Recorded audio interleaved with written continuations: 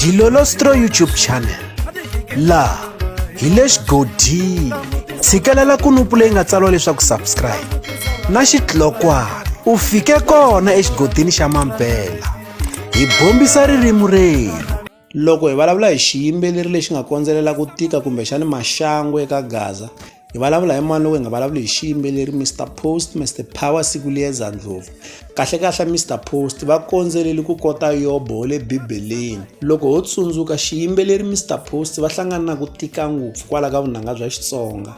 Ku na nkarhi laha va nga buwana hi swikota loko va fanekele va nyanyula ntshungu, vanhu va karhi va koxa leswaku ri a ku ngheni Benny Mayengani the president.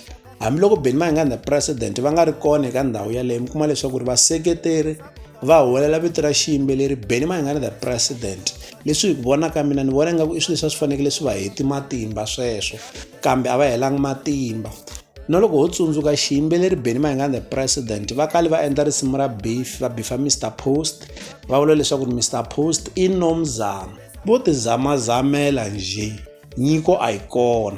Kambe sweswo a swi hetangi matimba eka xiyimbeleri Mr Post. Ndzi vulavula na sweswiwani xiyimbeleri Mr Post va ha tama va ri ku yeni emahlweni va karhi va hi phamela vunanga. Ni kota ku swi twisisa kahle leswaku hikokwalaho ka yini Xitongela Babvana a lwa hi matimba ku va a yimelela xiyimbeleri Mr Post, kumbe ku va a nga lavi leswaku ri munhu a vulavula ku biha hi Mr Post.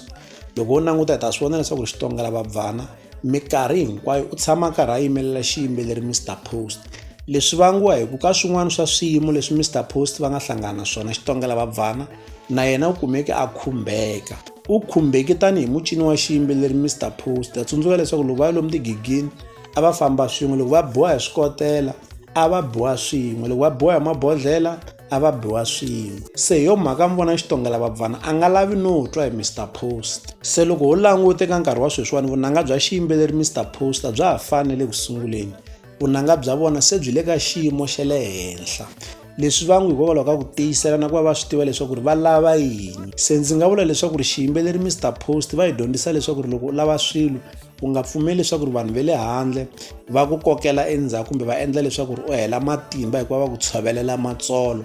Yana emahlweni u endla leswi u swi lavaka. Mr Post i xikombiso xa kahle. Loko a ku ri ku tshika ku yimbelela a va fanekele va tshiki khale. Loko ho ka hi nga vuli leswaku ri vunanga bya xiyimbeleri Mr Post byi le ku tirheni kahle swinene, hi ta va hi karhi hi endla mavondzo.